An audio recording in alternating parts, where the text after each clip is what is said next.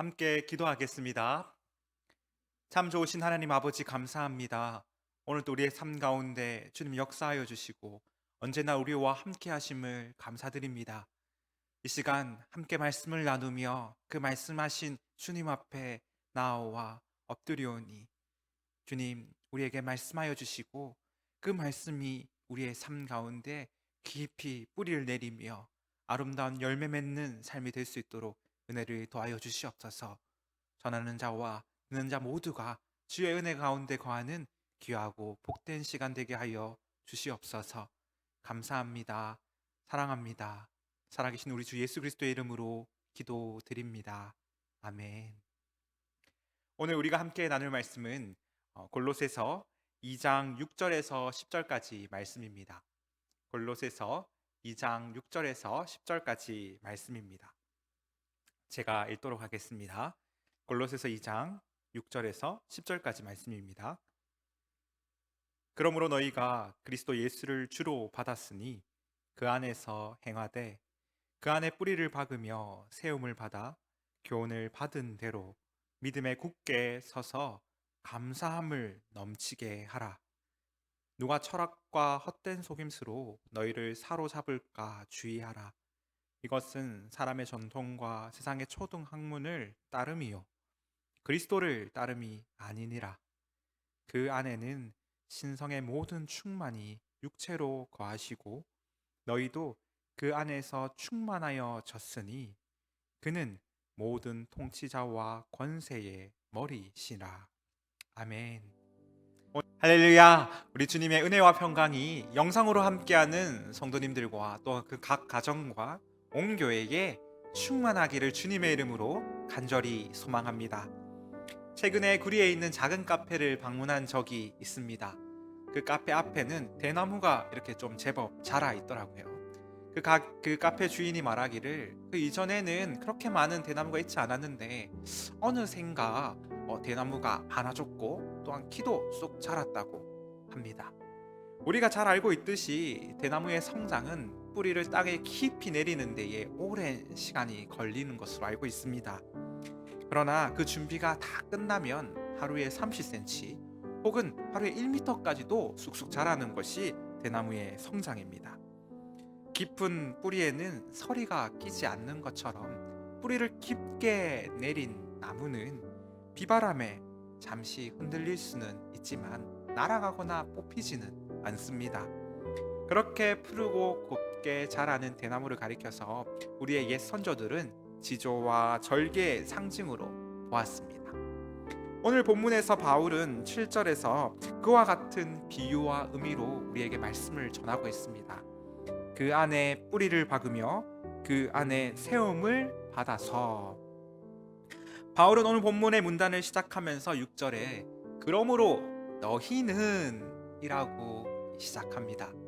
여기서 말하는 너희는 누구일까요? 네, 바로 골로새에 살고 있는 성도들을 가리킵니다. 그들은 분명한 아이덴티티, 분명한 정체성을 가지고 있었습니다.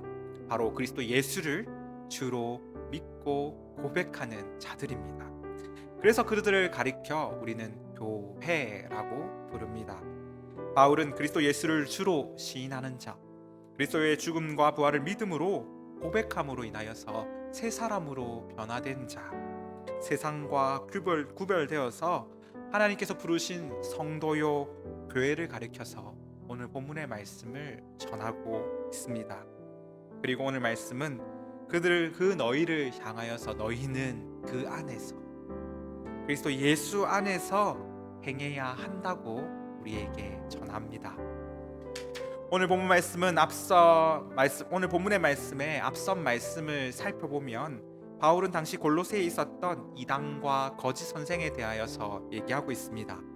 이 이단과 거짓 선생들이 교회 안에서 얼마나 많은 성도들의 신앙과 믿음을 위협했는지 이를 경고하며 그 가운데 흔들리지 않도록 바울은 격려하고 있습니다. 더 나아가서 바울은 세상의 이단들과 교회 안의 거짓 선생들로부터 너희가 미혹되지 않기 위해서, 쓰러지지 않기 위해서는 먼저 그리스도 예수 안에서 너희의 삶을 행해야 한다라고 오늘 말씀을 우리에게 전합니다. 그것이 바로 그리스도 예수 안에서 뿌리를 내리는 것이고, 그리스도 예수 안에서 세움을 받고, 그리스도 예수의 교훈에 받은 대로 믿음 위에 굳게 서는 것이다 라고 우리에게 전하고 있습니다. 사랑하는 성도 여러분, 오늘날 우리는 우리의 삶은 어디에 뿌리를 내리고 있습니까? 성경은 이와 같은 말씀을 비유를 통하여서 우리에게 전합니다. 바로 모래 위에 세운 집과 반석 위에 세운 집에 대한 비유입니다. 집을 세우기 위해서는 기둥이 필요한데, 그 기둥을 고정하는 주추를 반석 위에 세운 집은 결코 무너지지 않는다라고 말씀은 전합니다. 그와 반대로 모래 위에 그 주추를 놓고 지은 집은 비가 오고 바람이 불면 무너지고 쓰러진다라고 말씀합니다. 마치 제 아무리 아름답고 예쁜 꽃이라고 할지라도 뿌리를 깊게 내리지 않으면 비바람과 태풍에 뽑혀져 날아가 버리는 것처럼, 하지만 땅속에 깊은 뿌리를 내린 나무는 결코 날아가지 않는 것처럼, 우리의 신앙도 그리스도 예수 안에 뿌리 내리지 않으면 모두 날아가고, 그리스도 예수 안에 세우지 않으면 무너져 내린다라고 전하고 있습니다. 지진이 많은 일본에서는 건물을 설계하면서 기초가 되는 지반 공사에 심혈을 기울입니다. 또한 좋은 자재들과 완벽한 공사 계획을 통하여서 강한 지진에도 견딜 수 있는 집을 만들고자 합니다. 그러나 제 아무리 공사를 잘 한다고 해도 땅속 깊이, 또한 그 아래에 있는 그 멘틀이 움직일 때 일어나는 지진을 우리는 막을 수가 없습니다. 그래서 결국 그것은 무너지게 됩니다.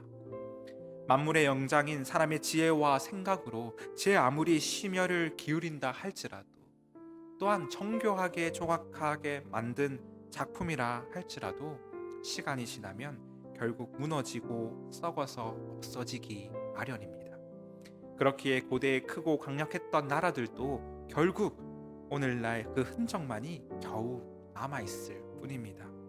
뿐만 아니라 그 유적들도 결국 세월이 흘러가면서, 시간이 흘러가면서 점점 그 형체를 잃어가고 있는 것을 우리는 봅니다. 그러나 오늘 하나님께서 세우시는 나라는 영원한 나라입니다.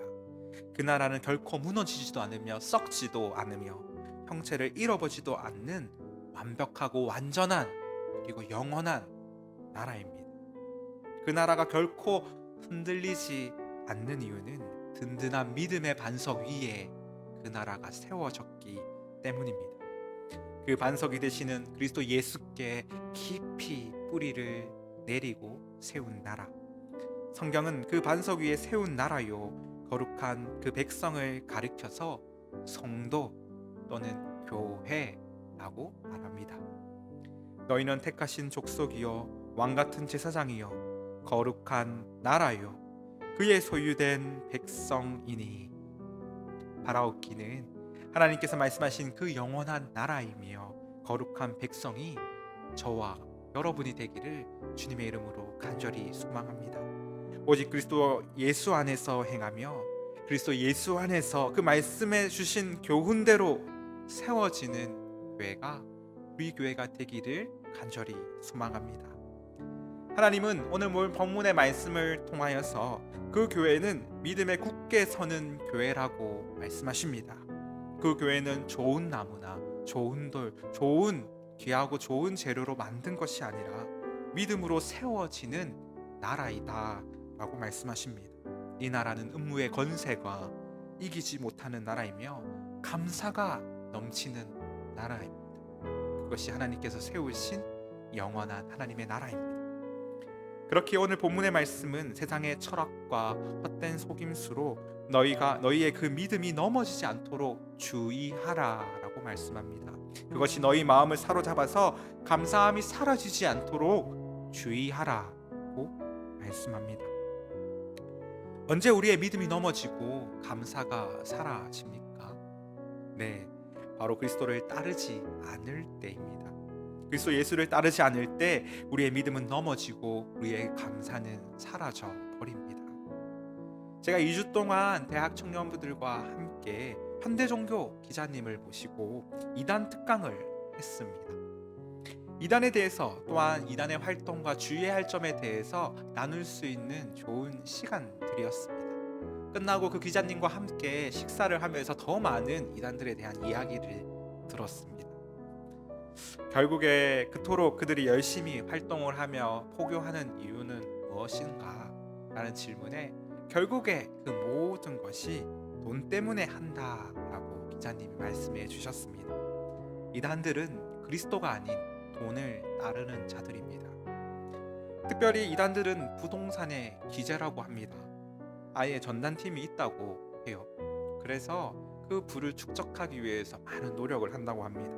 신도들의 가정을 파괴하고 그들을 미혹하여서 빼앗은 그 모든 재산으로 자신의 부를 채우고 더 크게 하기 위해서 노력한다라고 얘기합니다. 그들이 외치는 평화 또한 결국은 돈입니다. 이단들의 끝은 결국 돈을 따르는 집단으로 이어 결론되어진다라고 말합니다. 만약 오늘날 이 땅의 교회의 목적이 돈이 된다면 그 교회는 이 이단들과 다를 것이 없는 교회가 됩니다. 제 아무리 사람의 전통과 학문을 중요시 여기고 사람을 널리 기롭게 한다 할지라도 또한 우리를 기쁘게 한다 할지라도 돈을 따르는 자들은 결국 영원하지 않는 나라를 세우는 자들입니다. 자신들의 이익을 위해서만 행동하는 집단으로 변합니다. 그런데 신기한 거는 꽤 많은 사람들이 이 이단에 빠진다는 것입니다. 특별히 교회 다니는 사람들이 많이 빠진답니다. 많은 이유가 있겠지만 결국 그들은 그리스도가 아닌 다른 것, 돈을 따르는 자들이기 때문에 이단에 빠지는 것이 아닐까요? 이단은 우리가 그리스도를 따르지 않고 그리스도 안에 뿌리 내리지 않았을 때 나타나는 우리의 모습입니다. 말씀을 바로 알지 못하는 그 무지 때문에, 또한 내 감정과 내가 원하는 입맛대로 그 교회를 찾아가는 그런 습관 때문에 너무나도 강박한 세상에서 조금이라도 더 쉽고 더 편하게 살고자 하는 나의 의지와 그것을 또 행복을 채우고자 하는 우리의 연약함 때문입니다. 바로 오늘날 교회가 그리스도 안에서 뿌리를 내리지 못하고 그리스도로 충만하지 못하고 다른 것으로 충만하고자 또한 채우고자 할 때에 우리는 이단에 빠지고 넘어가게 됩니다. 예수 믿으면 돈 잘 벌고 내가 하고 싶은 거 하면서 여유롭게 시간을 보내고 멋지게 또한 고급지게 살 줄 알았는데 어라 그것이 아니네. 더 힘들고 어렵네. 우리의 행복의 기준이 돈이 많고 여유로운 시간을 보내며 명예에 있기 때문은 아닐까요? 그래서 마치 우리의 신앙의 삶이 잘못된 것 같다고 느껴질 때 이단은 우리를 유혹합니다. 그리스도와 함께 하는 삶이 좋다고 말합니다. 주의 궁전에서 한 날이 다른 곳에서 첫날보다 나은즉 악인의 장막에서 사는 것보다 내 하나님의 성정 뭉치기로 있는 것이 내가 좋습니다 라고 그 말씀을 우리는 읽지만은 우리의 실상은 세상에 화려하고 멋진 집에서 사는 것이 더 좋고 첫날이 그 더 좋으며 성전 문지기보다는 남들보다 조금 더 할 수만 있다면 조금 더 좋고 행복한 삶을 살기 위해서 애쓰고 있지는 않습니까? 오늘날 우리는 힘이 들수록 더욱 주를 찾을 것이라고 생각합니다. 그러나 그냥 조금 더 편하고 조금 더 쉬운 길을 우리는 더 많이 찾습니다. 주를 의지하는 것보다 인간의 지혜를, 공동체보다는 개개인의 삶과 철학을 따르는 것이 더 쉽고 편하기 때문입니다. 저 또한 천성이 사람인지라 기도해야 되는데 기도가 참 중요한데 라고 생각하면서도 기도를 잘하지 못할 때가 많습니다. 기도해야 되는데 정말로 기도 외에는 답이 없는데 그것이 중요한 줄 알면서도 기도보다 더 좋은 방법들을 찾을 때가 종종 있습니다.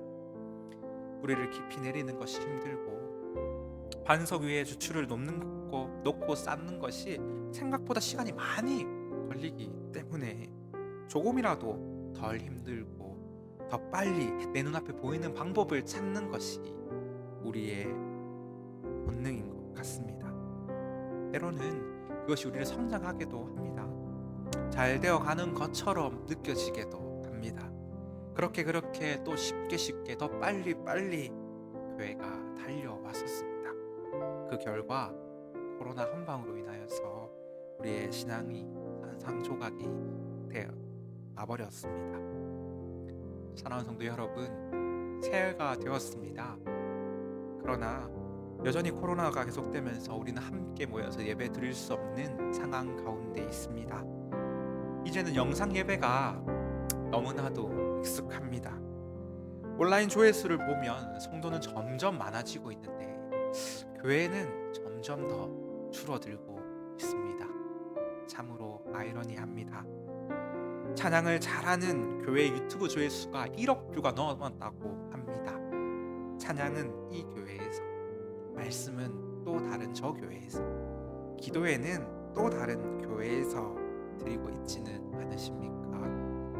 마치 자신의 입맛에 따라서 소비하는 뷔페처럼 교회가 변하지는 않았나요? 쉽고 편하게 생각하는 우리의 마음이 그 예배의 참된 모습을 무너지게 만들었습니다. 오늘 우리는 무엇으로 우리 자신을 채우고 있습니까? 화려한 조명 속에 멋진 찬양입니까? 아니면 재밌고 언변이 좋고 내 마음에 쏙 드는 말씀입니까? 아니면 우리의 심금을 울리는 기도입니까? 오늘 본문의 시작인 6절 위에는 작은 글씨로 이렇게 쓰여져 있습니다. 그리스도 안에서 행하라. 우리의 찬양과 예배는 모두 그리스도 안에서 행해야 하는 것입니다. 우리의 삶 또한 그리스도 안에서 행해져야 합니다. 그리스도 안에서 모든 것을 행하는 자로 우리는 부름을 받았습니다. 그래서 시작되는 오늘 본문의 말씀은 이렇게 우리에게 전하고 있습니다. 그러므로 너희가 그리스도와 예수를 주로 받았으니, 다시 말해 그리스도 예수만이 나의 주인이십니다. 그리스도 예수만이 나의 주, 나의 하나님이십니다 라고 너희가 고백하고 그 전부이신 그리스도 예수를 주로 받았으니 이제는 너희의 삶이 오직 그리스도 예수 안에 있는 삶으로 행해야 한다. 그리스도 예수 안에 너의 삶의 뿌리를 내리고 그리스도 예수 안에서 세워져 나가야 하며 말씀에 순종하며 믿음을 굳게 함으로 말미암아 그리스도 예수 안에서 너희가 감사함이 넘치는 삶을 살아야 한다 라고 오늘 말씀은 우리에게 전합니다. 바울은 이 모든 것을 한 문장으로 요약하여 말하기를 그리스도 예수로 충만하라 라고 우리에게 말씀합니다. 우리 주님은 이를 위하여서, 우리를 충만케 채우시기 위하여서 땅에 오셨습니다. 사랑과 자비로 우리를 채우시는 분이 바로 우리 주 예수 그리스도입니다. 나를 위하여서 십자가를 지셨을 때 우리를 죄의 속박에서 푸시고 그 사랑으로 충만케 채우시는 분이 바로 그리스도 예수입니다. 예수님께서는 또한 말씀하십니다. 하나님께서 이 들판에 있는 들꽃들도 돌보시는데 하물며 너희가 보냐, 너희를 고와 같이 버려두지 아니하시고 항상 지켜보호하시며 어디에 있든지 함께 하시며 날마다 그 신실하심과 성실하심으로 너희를 채우시는 분이 바로 하나님이시며 내가 그 예수님이 너에게 보이는 증거이다 라고 말씀하십니다. 우리 주님은 우리를 충만케 채우시기 위해 하나님께서 보내신 충만하심입니다. 우리는 그분을 이렇게 고백합니다. 그 주님을 향하여 고백하기를 주는 나의 주님이시요 나의 하나님이십니다. 주님은 나의 전부이십니다. 우리는 고백합니다. 어려운 시기를 지내면서 코로나는 우리에게 무엇이 중요한지, 또한 우리가 무엇으로 충만케 채워져야 하는지를 다시 한 번 더 깊이 알아주고 있습니다. 그것은 돈이 아니었습니다. 멋진 교회가 아니었습니다.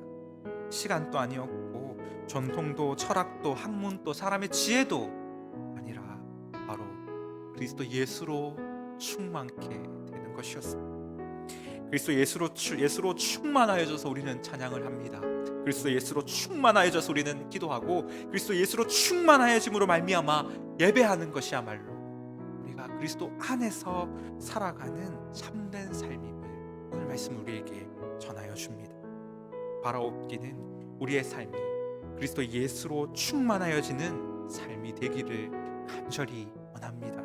모든 것을 다스리시며 모든 것의 머리이시며 우리를 충만케 하시는 주님께서 오늘 밤도 또한 내일부터 시작되는 그 모든 명절에도 우리를 충만케 채워주실 줄을 믿습니다.